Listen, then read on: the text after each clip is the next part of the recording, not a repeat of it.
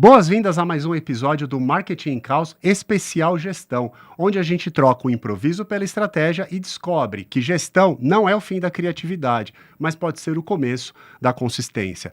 Eu sou Rodinei Ribeiro, sou fundador e CEO da New Mind Comunicação, presidente do Comitê de Gestão do Prêmio ABC e apresentador aqui dos episódios de gestão do Marketing em Caos. Mas especial mesmo vai ser o episódio de hoje, onde a gente vai usar dados reais para analisar o quê? O mercado das agências. Tem agência faturando bem, mas perdida ali na gestão do próprio financeiro, se é que dá para a gente chamar isso de gestão. Tem dono de agência que trabalha por horas e horas, todos os dias, a semana toda, mas sequer consegue medir essa produtividade, seja dele ou seja da equipe dele. E tem muita gente boa se perdendo na hora de fazer o básico. Então, para falar sobre isso, o que vai acontecer agora é uma inversão aqui nos papéis, porque hoje o meu convidado é justamente o criador aqui desse programa, que é o Jefferson, que vai bater um papo aqui com a gente sobre o censo das agências. Então, antes de mais nada, se apresenta para a galera quem é você, né? Qual é o teu papel aqui no censo das agências do ABC? Olá, olá! Nossa, é a primeira vez que eu tô sentado do outro lado. Eu não sei se eu me saio bem aqui como convidado, mas espero que vocês gostem de mim. Eu sou Jefferson, apresentador deste programa. Tô aqui de barba, gostaram do meu visual novo? Agora eu voltei diferenciado. Vamos falar um pouquinho sobre o censo, né? Então, já falo aqui toda semana, tenho uma empresa que cuida da parte de financeiro para agências. Então, a Grimp, ela é uma consultoria para profissionais criativos. Então, a gente oferece desde o serviço de BPO financeiro. O que é o BPO financeiro? É a terceirização do seu financeiro. Então, você tem ali uma empresa que vai emitir as suas notas fiscais, emitir boleto, fazer o seu fluxo de caixa, organizar efetivamente o seu financeiro. E nós temos também o serviço de consultoria. Consultoria é a parte de suporte. Então, você executa ali a operação do seu financeiro e a gente te ajuda na parte estratégica. Então, fazer com você a análise do seu fluxo de caixa, entender onde que estão os seus principais custos, o que precisa reduzir ou não. E um dos nossos clientes é o pessoal da ABCcom, então a gente oferece todo esse suporte financeiro para eles de BPO e de consultoria. E aí quando chegou no começo do ano, eu estava alinhando com eles essa questão do mercado, e aí eu sugeri para eles justamente a gente fazer uma pesquisa com as agências que fazem parte aqui da comunidade ou não, para a gente entender um pouco. Hoje existe, né, já um censo de agências que é organizado, se eu não me engano, pelo pessoal do Operandi. E a gente falou assim, a gente podia tentar fazer um outro aqui para a gente ter uma perspectiva diferente de perguntas, algumas opções diferentes. E foi assim que nasceu o censo. Então, a Grimp, ela patrocina o censo, a gente está organizando ali. E esse censo, ele foi feito entre janeiro e fevereiro de 2025. Foram mais ou menos ali 90 respostas que a gente teve. Então, nesse primeiro censo, nosso objetivo era chegar pelo menos acima de 80 respostas. A gente conseguiu essa faixa de 90. E a gente conseguiu informações bem legais para entender um pouco melhor o mercado. É claro que, assim, o censo ele foi aberto para todo o Brasil, mas o nosso foco principal foram as agências aqui do ABC. Então, 90% das respostas tiveram concentrados principalmente aqui em São Paulo, região metropolitana. Legal. Bom, você comentou até, né, e realmente existe o Censo Agências, que é da plataforma do Operandi, que é um software, né, de um ERP de agências, a gente usa ele lá na New Mind. Então, todo ano eu respondo ao censo deles, porque aí a gente tem acesso às informações de uma forma completa e antes, né, deles divulgarem, e é um termômetro muito interessante para a gente ir olhando para o nosso negócio e vendo como que ele está em comparação a diversos tamanhos de agência, né? E aí a gente vai fazendo aqueles recortes e tudo mais. Então, é uma ferramenta ali bastante poderosa para isso. Eu acho que como agência, é exatamente o que você falou. É você se olhar, você poder fazer uma comparação, uma perspectiva de mercado. poxa, tem agência aqui que está faturando muito mais. Tem agência, o mercado está em crescimento. Então, o mercado tem tantos profissionais aqui para execução. Porque se você não tem essa noção de mercado, você fica meio perdido para saber, assim, até quando que a gente pode crescer ou Comparado ao não. quê, né? Exatamente. E até aproveitando, né? Ele falou ali que das agências que responderam, eu, né, a New Mind, a gente respondeu aqui ao censo de agências do ABC. Acho que eu devo ter sido um dos primeiros ali, porque quando chega isso para eu responder, eu já gosto de responder meio que imediatamente. Então, eu estou extremamente curioso, né? Ainda não foi divulgado, né? Então, pelo menos enquanto a gente está gravando esse episódio. Tá já foi. Ah, legal. Então, assim, eu estou muito curioso, né? Tem alguns spoilers que você até me passou, mas eu quero saber, né? O que você que já olhou tudo isso, o que mais te surpreendeu ali nos dados que você já analisou? Tem alguma resposta ali que você olhou e você falou, cara, a galera tá perdida aqui, ou a galera ainda tá fazendo tal coisa em pleno 2025, 2026, que logo tá aí? Eu percebi algumas coisas. É claro que, assim, meu foco, eu acabo dando mais atenção, né? Então, me chama mais atenção quando eu olho algumas coisas. Então, principalmente na parte de gestão financeira. Então, um ponto que eu notei que teve uma quantidade grande, o principal ponto de dificuldade das agências é quanto a precificar. Então, um apontamento, se eu não me engano, tinha ali na faixa de 50% das agências, colocaram que a principal questão financeira é sobre a dificuldade de encontrar a forma correta de precificar. Então, entender como precificar. E trazendo isso até para o paralelo ali de eu atendendo as agências, né, como fornecedor, é um ponto que eu vejo de dificuldade. E não só de agência, mas como empresa de qualquer segmento. Precificação é uma coisa que é bem complicada para o empreendedor entender quanto cobrar por um serviço, mas eu acho que principalmente se você não está tendo prejuízo ali na cobrança. E para você precificar corretamente, quando a gente está falando de agências, você precisa ter uma estrutura de organização grande quanto ao tempo. Porque o que vai metrificar, o que vai te dar a base para você cobrar corretamente um serviço? É você entender quanto tempo você está executando esse serviço para você entender o seu custo hora, seus custos fixos e aí você precificar. Só que, no geral, eu percebo, né, que as agências elas não metrificam isso. Então, elas não têm ferramentas de gestão adequadas ali para elas poderem cronometrar quanto tempo eu estou levando para essa atividade, o que é retrabalho, o que não é. E aí isso envolve um processo bem organizado. Então, e aí foi um outro dado que eu vi sobre sistema, né? O principal sistema que foi apontado ali para fazer a gestão foi o Trello. E aí eu vejo que, assim, eu uso até o Trello lá na minha empresa, mas ele tem uma ferramenta de você metrificar, mas são poucas agências que metrificam isso bem. Então, é você quantificar quanto tempo eu estou levando para fazer essas atividades. Então, do ponto que me chamou a atenção é que existe um vácuo aí para essa profissionalização, seja em sistema, seja em gestão, seja em processos também. Legal. Eu acho que você está falando dessa dificuldade, a gente sabe que é assim mesmo. Você falou, não é só para as agências, mas é que muitas vezes a gente está só olhando da porta para fora. Então você busca se parametrizar no que o teu concorrente está fazendo, e aí normalmente você não vai ter esse acesso, você vai ter acesso ao que o teu cliente está te falando, né? Ou as concorrências, né?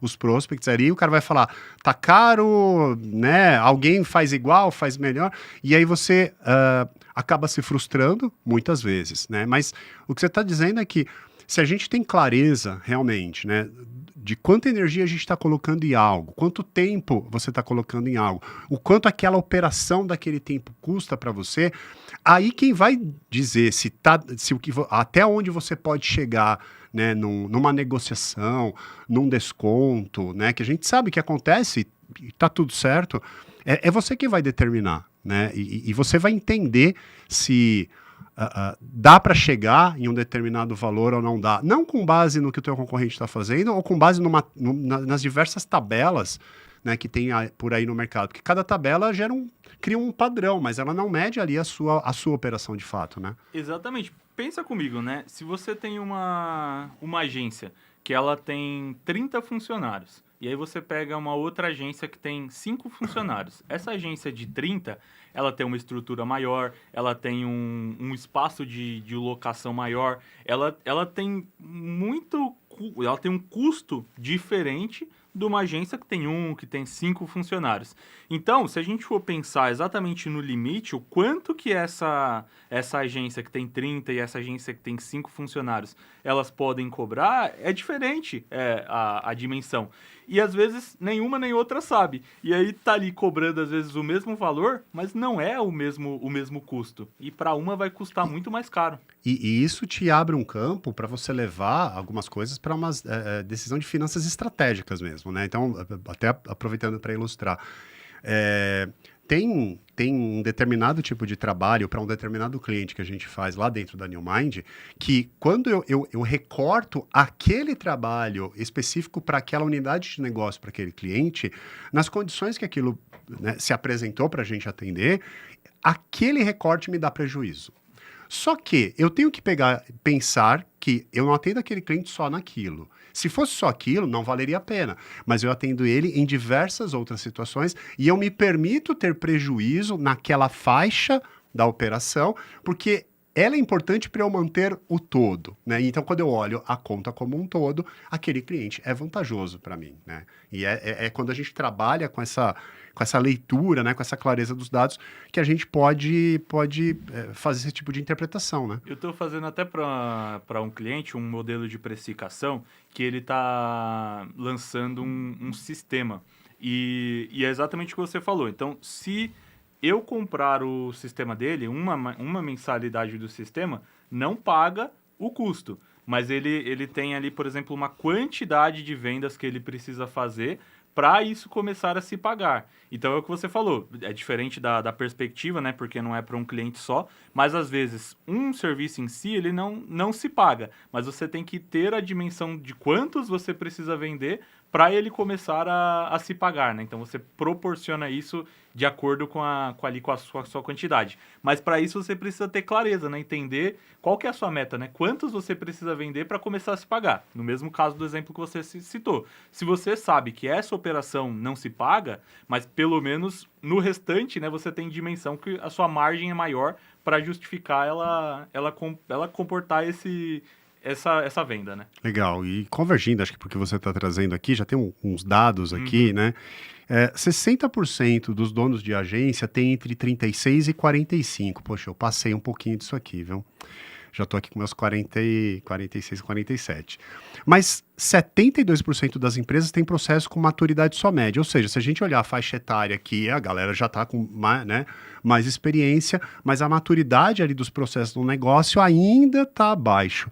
Porque você entende que existe essa lacuna entre a experiência ali do profissional e aquilo que ele projeta na estrutura dele. Ó, eu até trouxe aqui, a gente tem aqui no gráfico essa questão da idade, né?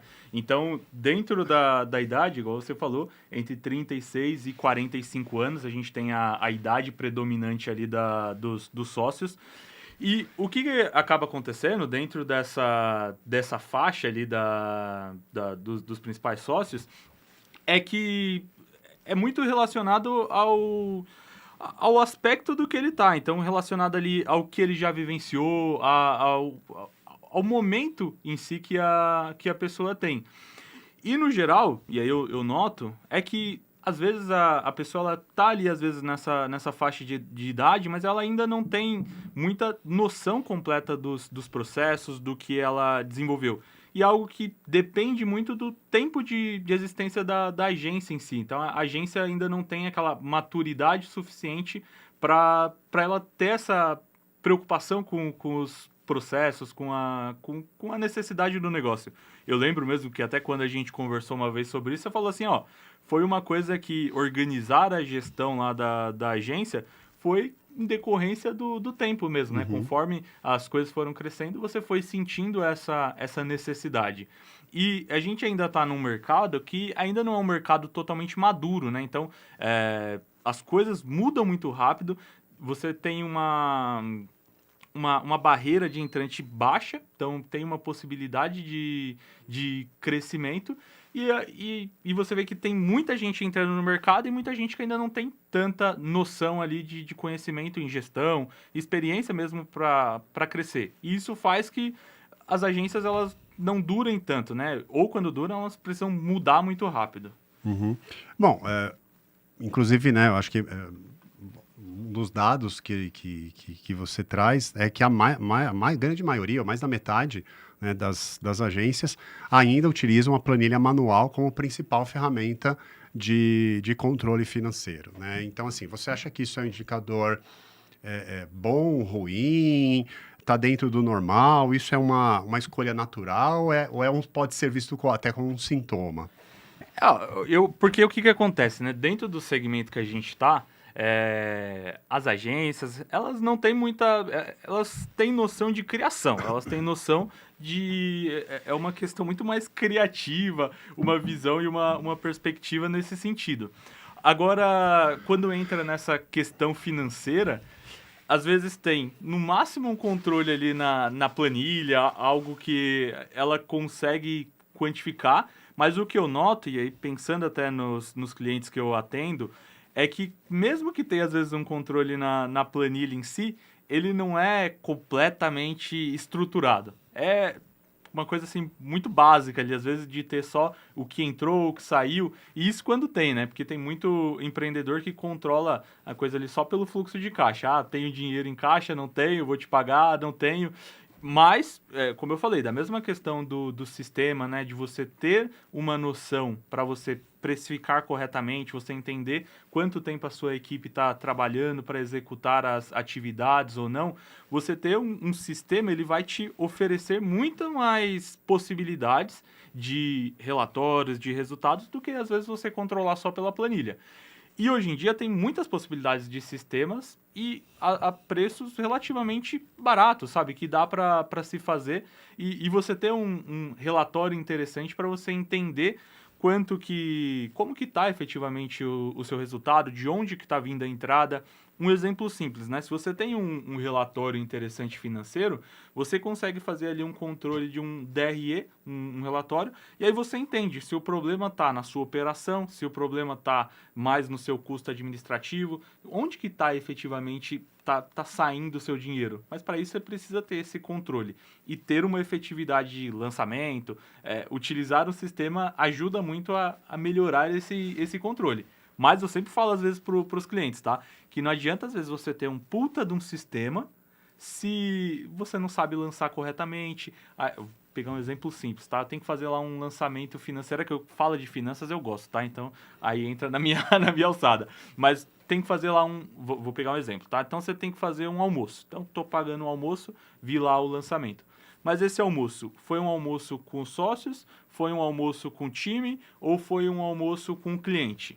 Porque o custo é o mesmo, é um almoço, Uhum. mas cada um tem uma classificação diferente. Sim. Se foi um almoço com cliente, você tem que lançar na categoria de custo comercial. E isso lá, vamos pensar no DRE, no relatório, ele é diferente, né? Então ele vai estar numa categoria diferente. Você tem que analisar isso de forma diferente. Então, é um custo com cliente. Então, tá aqui, às vezes, no custo de eu manter um cliente, de eu conseguir um cliente novo. Mas não, é um custo administrativo. Às vezes, se é um custo administrativo, é um custo que eu posso reduzir ou eu posso alterar. Agora, se é um custo comercial, às vezes não. Então, tá lá dentro do meu custo de aquisição. E para isso, precisa lançar corretamente. Então, às vezes, a planilha ela pode até ser eficiente, ela pode te dar um resultado bem feito. O que é mais importante para mim é esse controle estar sendo bem feito, né? O controlar corretamente, seja as despesas, e assim, é controlar cada centavo do que entrou, do que saiu e lançar corretamente. Eu sou publicitário de formação, né? Especialista em planejamento de comunicação e tal. E aí eu tive que, anos depois, né, tocando o negócio, ir em busca desse conhecimento sobre gestão financeira. E em uma das mentorias que eu estive, teve uma fala que me marcou muito ali da mentora, que independente da plataforma, cara, você sempre vai acabar usando algum Excel, alguma planilhazinha ali do lado. E ela falou, e acho que ela tinha experiência em Ambev, em coisa do tipo, ela falava, meu, tinha lá sistemas mais robustos possíveis, mas também tinha ali a planilha. Então, assim, isso é mais um recurso, né, que você vai administrando e que você vai utilizando. Mas o que eu acho interessante quando você tem uma plataforma é que ela te ajuda a organizar o teu pensamento, né?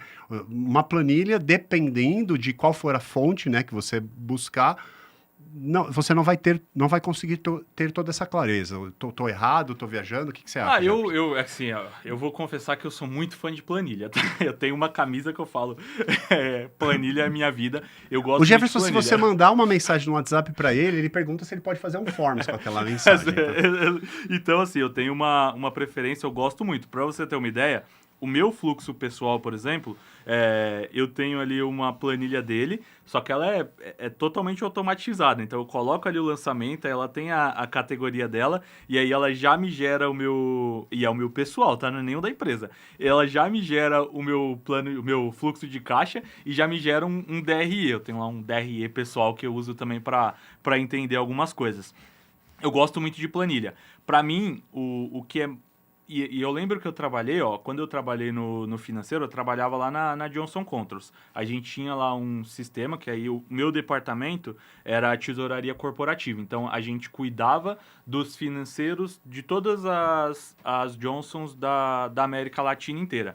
E aí, como que era o formato? A gente tinha lá um sistema que fazia os lançamentos, mas fluxo de caixa, quando eles iam apresentar pra gente, né? Então cada unidade apresentava fluxo de caixa pra gente.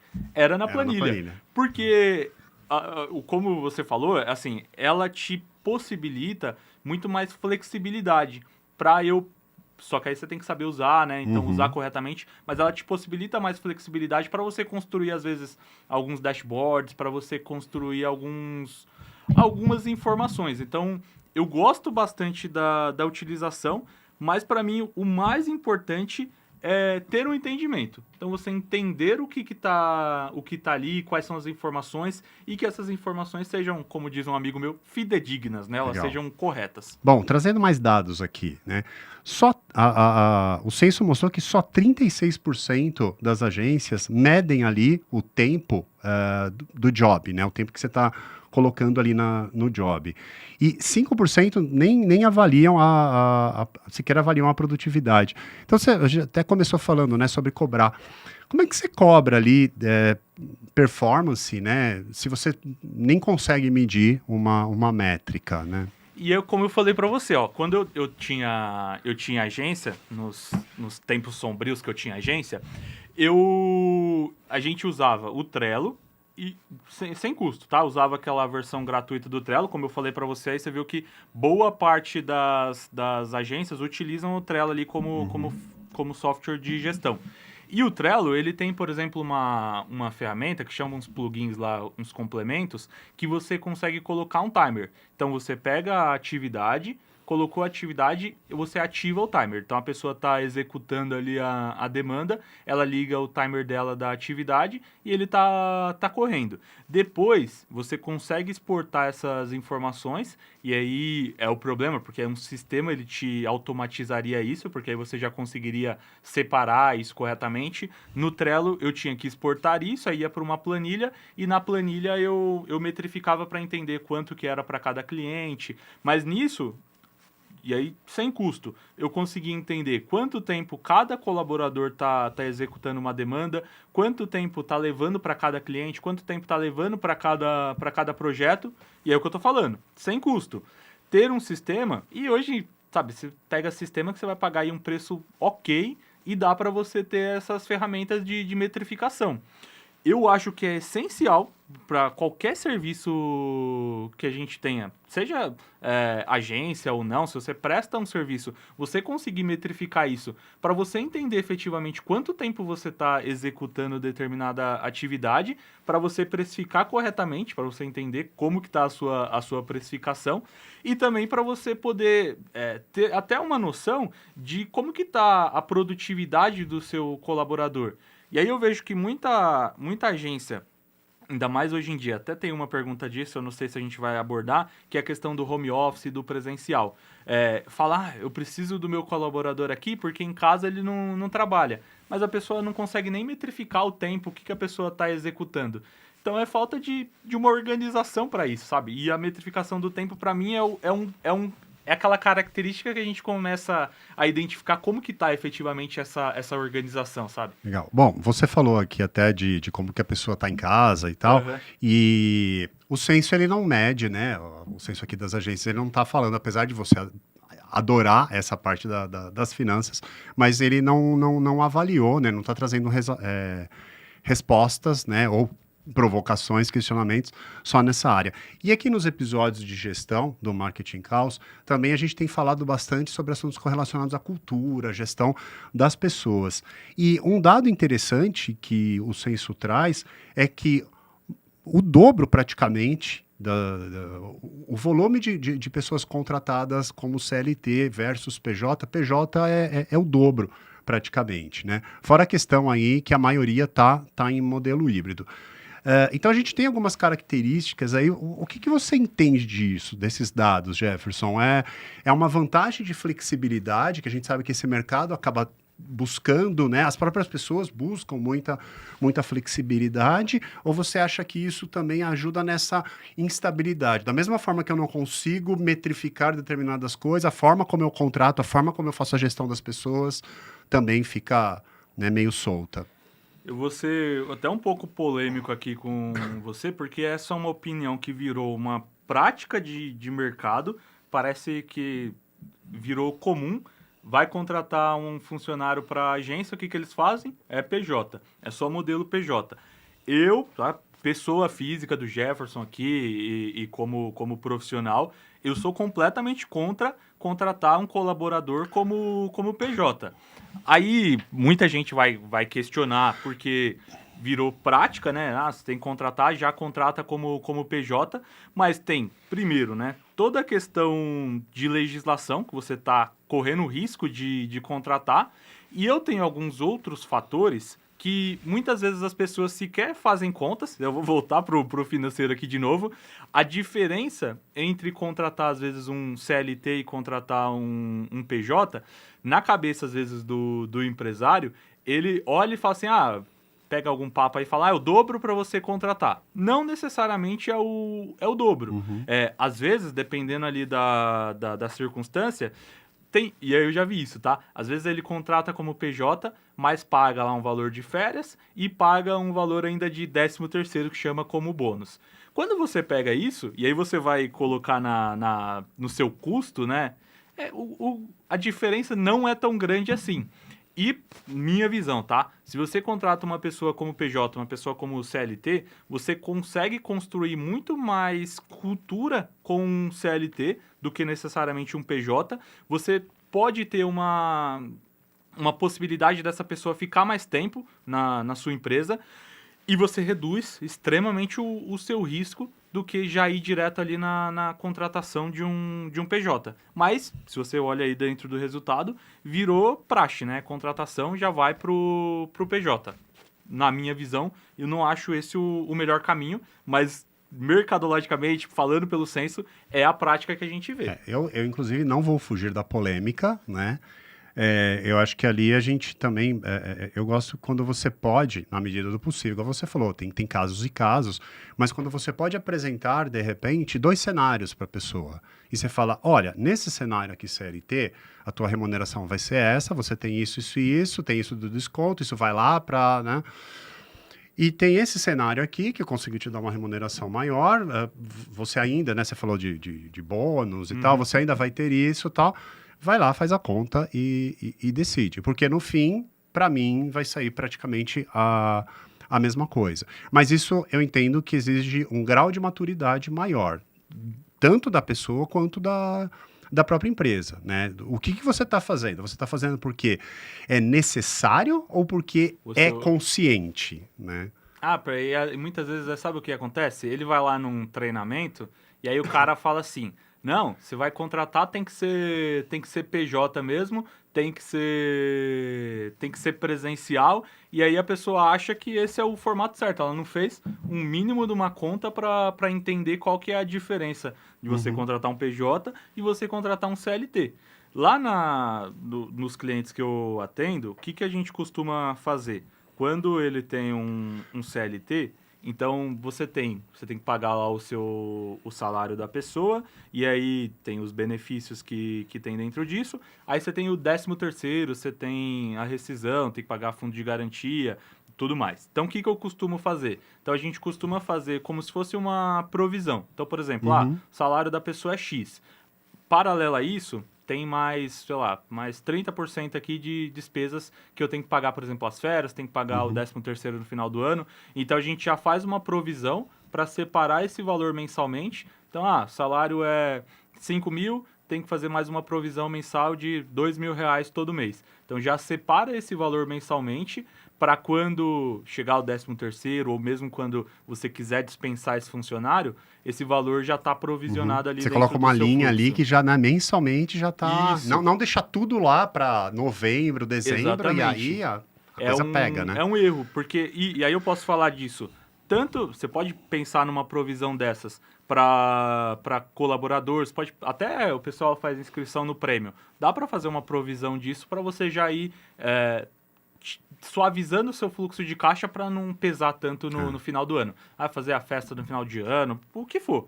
Pensa na provisão que é interessante. Mas trazendo nessa questão do concordo com você. colaborador, eu tenho. Eu fiz isso, tá? Quando eu tinha agência, eu sentei com os dois funcionários quando a gente foi contratar e falei para eles: ó, esse aqui seria o cenário PJ, esse aqui seria o cenário CLT.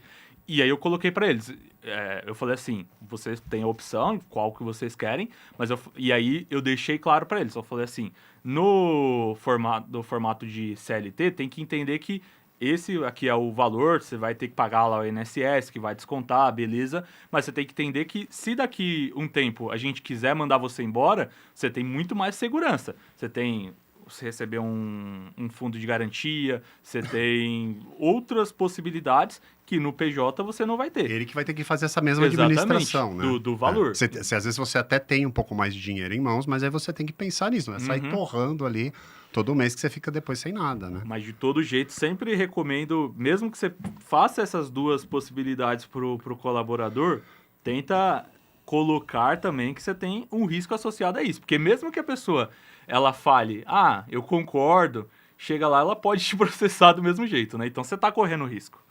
Bom, o Censo, né, pesquisou diversas Sim. áreas ali também. Também tem um dado interessante aqui, indo para a área aqui de vendas, né, para a área comercial aqui das agências. 87%, eu sabia que era bastante, mas aqui eu vi que é mais. 87% dos clientes novos que chegam por indicação, né? E eu acho que tem algo interessante aqui, porque se alguém está te recomendando, né, é porque você está fazendo um bom trabalho. Eu acho que na nossa área tem muito disso, né? A gente sabe, né, o quanto custa, né, trazer um cliente novo versus o quanto custa reter, por mais que muitas vezes a gente esqueça e coloque, né, todo o nosso esforço na caixinha errada. Mas isso é muito bacana do ponto de vista da qualidade daquilo que está sendo entregue. Por outro lado, isso também pode ser preocupante, porque será que está faltando aí uma estratégia comercial mais desenhada, mais agressiva? Eu particularmente, entendo que tem alguns modelos de abordagem comercial que talvez, e aí eu quero ver o que você pensa disso, ou o que dados mostram disso, talvez eles funcionem muito, né? Você ter uma equipe de vendas, ter um SDR, ter uma plataforma, tipo, falamos tanto de plataformas, Act Sales, né? Plataformas aí de vendas, ele funciona muito bem para quando você tem um tipo de negócio, por exemplo, com marketing de performance, marketing digital, venda de sites, que você tem que buscar uma certa recorrência. Agora, para você trabalhar com contas full, né, seja de marketing para o mercado ou comunicação interna, contas maiores, que você assina aquele contrato de 1 ano, às vezes 2 anos, é aí que a indicação entra. Então, assim, Como criar essa tração, de repente, né, para o mercado como um todo? Será que dá? Isso é interessante, porque isso que você colocou com relação ao valor do ticket médio ali dessas contas, tem uma das informações aí que a gente perguntou qual foi o ticket, qual que era o ticket médio das agências. E nas agências que responderam efetivamente a pesquisa, tinha um ticket médio relativamente alto. Então, eu acho que isso traz um pouco da questão da indicação. Pensando no segmento, eu acho que é difícil você conseguir atrair, às vezes, uma empresa muito grande de outras formas, às vezes, que não é indicação. A gente tá dentro E o de relacionamento, um né? mercado que é É. relacionamento. Então, é muito mais tranquilo você conseguir isso. E pensando no paralelo, como você falou, é interessante pensar que você está conseguindo indicação, então é um número legal. Mas se você for parar para pensar, o serviço que a agência oferece é o serviço de marketing, justamente você conseguir clientes fora de indicação. E quando você vai pegar no resultado das próprias agências, o principal resultado delas está sendo indicação. Então, será que isso não indica um pouco de uma questão de casa de espeto, Casa de ferreiro, ferreiro, espeto espeto de de pau. pau? Porque se você está vendendo no seu serviço um serviço de marketing justamente para diminuir a dependência da indicação, e aí eu estou pensando no tipo de serviço principal da agência ali para vendas. E aí o resultado da agência não está vindo tanto do próprio serviço que ela tá oferecendo, entendeu? Isso para mim é um pouco conflitante. Mas eu colocaria na perspectiva essa questão do valor, do ticket, então tudo isso precisa ser avaliado. Eu até posso compartilhar, não vejo problema com isso, né? A gente gosta de compartilhar as boas experiências, mas também os nossos erros, Aham. né? A gente já chegou a desenvolver lá na New Mind e implementar uma área exclusiva, né, específica para vendas. Não era eu a pessoa responsável, era o meu outro sócio. E a gente fez, né? Montou toda a trilha, toda a jornada, até aquilo que eu comentei, né? Que o software, muitas vezes, a vantagem de um sistema de software, ele te ajuda, né, a pensar. E vamos ser sinceros, muitas vezes quando você contrata algumas dessas plataformas, também tem o atendimento da empresa que te ajuda a construir essas jornadas, né? Enfim. E a gente chegou a ter durante um ano e meio por aí, a gente teve lá, né, com o Exact Sales, que a plataforma é fantástica, tá bom, pessoal? É fantástica. Ela demanda um investimento bem considerável ali, se a gente parar para pensar. Contratamos, implementamos SDR na agência e fizemos todo o protocolo, tá? Aquilo de você definir o perfil do cliente ideal, né? Então, ali para aquilo, a gente não atacou para todos os lados, a gente definiu algumas frentes que a gente entendia que podia ter mais esse approach, porque, na boa, se você botar um SDR para ficar buscando conta de um ano, né? Não vai rolar. Então a gente montou ali tudo como manda o figurino.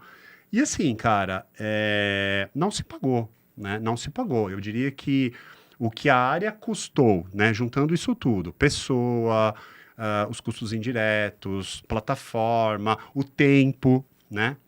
Se você juntar isso, e olha a vantagem de você metrificar as coisas, né?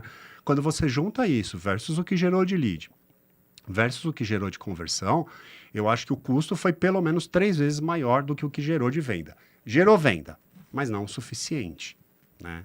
Então, já tivemos. Mas assim,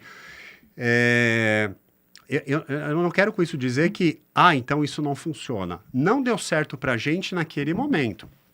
Pode ser que um dia a gente volte a ter um pensamento diferente. Às vezes com outra experiência, com outra abordagem, né? Mas acho que isso é importante de se avaliar até para as agências dos serviços que elas oferecem, né? Então, tem muita agência que chega com o discurso de que eu vou transformar a sua empresa, então a gente vai arrepiar suas vendas, vai te trazer lead e você vai virar um foguete aí no seu negócio. E aí, quando chega na hora da prática, então, porque você vende um discurso mágico de transformação completa, e na prática a gente sabe que existem muitas circunstâncias, você depende às vezes do cliente para agir. Vamos pensar, Uhum. você monta toda uma estrutura E aí eu tô pensando na questão do marketing mesmo, uma estrutura para trazer lead para esse cliente, mas ele não tem uma estrutura comercial para atender e para gerar resultado, para efetivamente Não, converter e ele isso. participar do processo, né? Teve uma vez que a gente assinou o contrato com o cliente, assim que ele assinou o contrato, ele falou, agora vai lá. Eu falei, não, agora vem cá, né? Aham. Enfim, dá para imaginar que ali não durou muito, além daquele próprio contrato, porque... Eu tive um cliente uma vez que ele não queria sair da operação. Ele falou assim: eu não quero. Ele queria ficar na fábrica. Era uma fábrica e ele queria ficar na fábrica. Ele não queria sair da fábrica. Então não tem muito. Ele não vai querer participar. Ele fala: esse negócio de ter que olhar a rede social, ele não queria. Então, assim, o objetivo dele era meio que se livrar daquilo. E depois ficar cobrando resultado, entendeu? Então, aí é a dificuldade. Então, tem que tomar muito cuidado exatamente com o discurso que você está oferecendo para o resultado prático. Então, metrificar é muito importante. Você metrificar dentro do resultado do seu cliente, igual você falou. Eu vendo, eu estou oferecendo ali tantos leads, mas será que tem um acompanhamento efetivo para saber quanto que está virando de conversão, onde que está o erro? Entender isso, para mim, é fundamental. Não, e você falou, né, do cara que queria continuar ali, né, na parte operacional. Gente, eu super entendo, né, Jefferson, que tem coisa que a gente gosta de fazer. E tem hora que a gente não quer pensar muito também, não é? Tem aquele dia, às vezes, que você fala, cara, o que eu mais queria hoje era uma atividade que eu não tenho que ficar pensando em estratégia, eu só quero executar. E tá tudo certo, somos seres humanos, tá tudo certo. Agora, quando, de novo, você tem noção do quanto aquele tempo custa, né? Então, tem um exemplo que eu gosto muito, que é assim, né? E isso é legal para você aí que tá ali na gestão da operação, para você pensar em como equilibrar mais o tempo que você fica na operação versus a gestão. Eu sei que não é fácil, mas sei também que é possível, porque eu já fui esse cara. E quando você tem essa noção, você vai lá e você olha. Pensa da seguinte forma, né? Vamos supor que você fosse dono de um mercado, de um mercadinho, que seja, tá? E você adora, porque você já cuida daquilo há mais de 20 anos, o mercado cresceu, hoje você tem lá 20, 30 funcionários, que não é pouco, né? Porque, né, dependendo da área e tal. Mas, nossa, você adora lembrar da época que você sentava ali no caixa. Porque quando você sentava no caixa, você tem contato ali com o cliente. E hoje você tem os caixas contratados. Só que toda hora você prefere sentar lá porque você só confia, né, em você mesmo, porque é só você que sabe fazer e você não confia nas outras pessoas.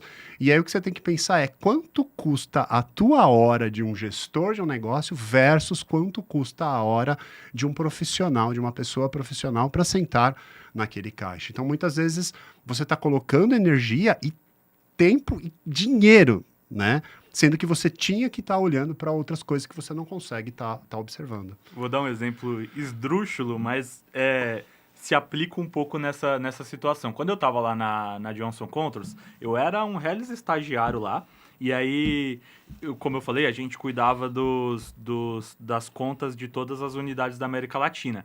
E aí, às vezes, uma BU lá tinha que fazer um empréstimo para outra unidade, chama empréstimo intercompany. E todos esses empréstimos eu tinha que cuidar dos contratos, então o diretor ele tinha que assinar e aí eu tinha que cuidar disso daí. E aí eu lembro que eu fui uma vez pedir para um diretor assinar, e eu era estagiário, né? Eu tinha chegado, eu mandei mensagem para ele, eu falei assim: tô aqui com um contrato e eu preciso que você assine. Só que ele ficava lá em outro país, né? Aí ele me respondeu assim: Jefferson, eu não imprimo contrato para assinar, né? Eu vou te passar o contato aqui da minha secretária e ela que faz isso. Aí na hora eu falei assim, poxa, esse cara não quer... Só que depois você para pra pensar, você fala, pô, ele até tá certo, né? O tempo que ele vai pegar lá pra parar, pra imprimir, é muito mais caro do que a secretária que tem que fazer esse papel. Que tá lá contratada para isso. Exatamente. Né? Então, às vezes você fala assim, é uma besteira eu não querer fazer esse relatório, eu não querer fazer essa atividade aqui operacional, mas é porque você está roubando às vezes da empresa, porque o seu tempo ele tem que ser um tempo muito mais estratégico.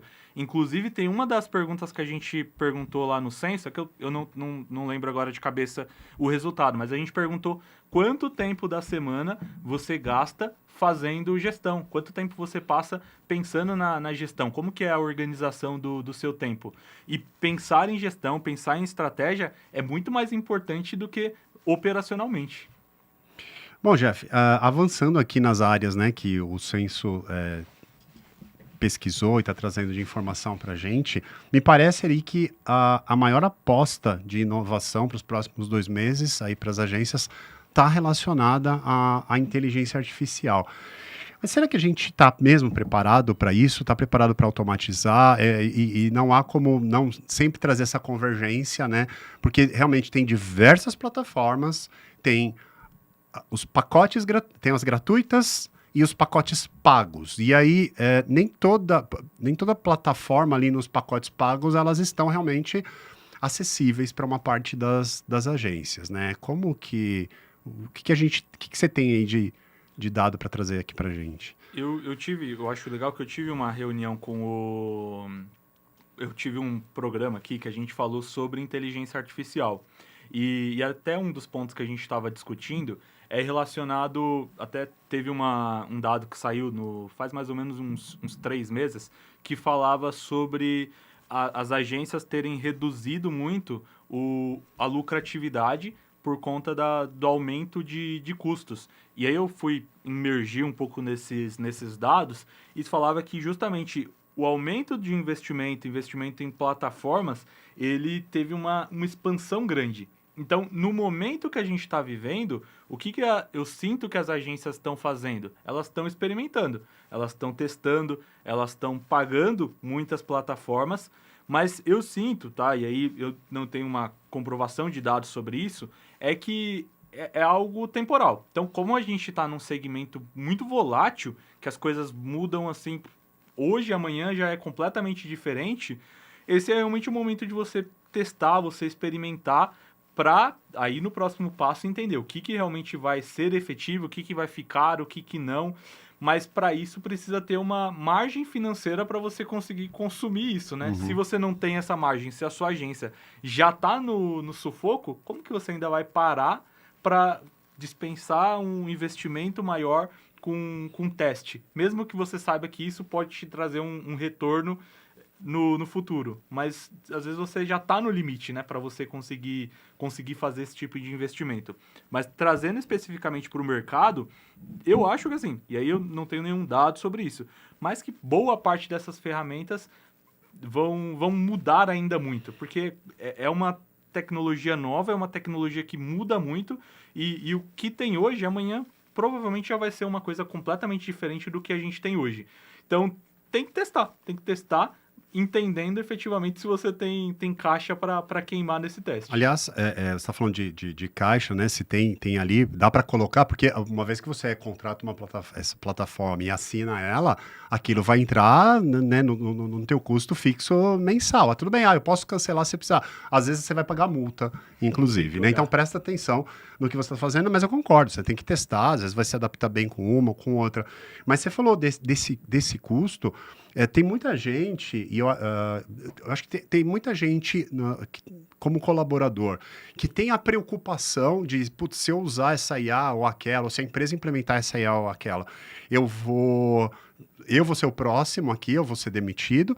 E eu acho que tem também muito gestor que pensa nessa IA como uma forma de substituir ali a força humana.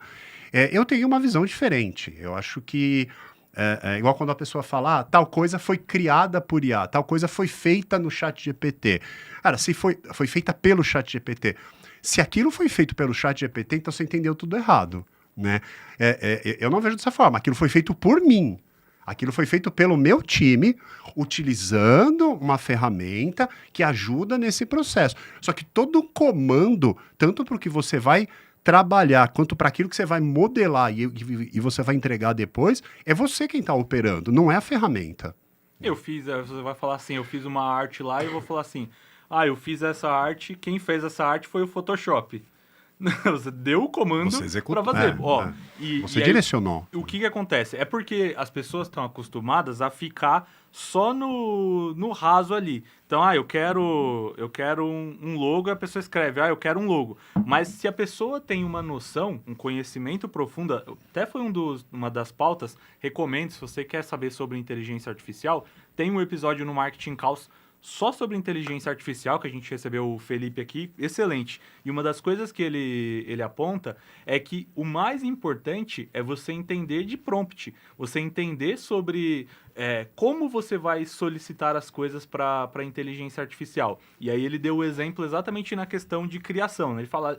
Jefferson, eu não tenho noção de design, então eu não sei qual que é a técnica correta do posicionamento, a forma, a utilização. Se você vai hoje lá no ChatGPT, tem a ferramenta do Sora, e é bem legal que lá tem... O Sora ele traz um resultado mais avançado.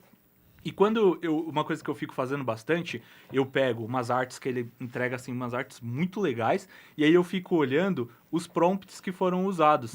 E você pega, quando ela entrega os melhores resultados, são pessoas que sabem usar os prompts corretamente. E ela sabe pedir, ela sabe estruturar, ela tem ciência de criação, ela tem ciência de design, bom briefing, da né? técnica, para conseguir fazer. Eu até já vi um cara falando assim, se que o cliente começar a pedir direto pro Facebook para fazer a campanha de tráfego, mas se o cliente não sabe nem responder um briefing, como que ele vai pedir direto ali para a inteligência, né? Então tem que ter essa noção. E aí depois não vai ter nem o fator humano para corrigir aquilo ali, né? Se ele não souber.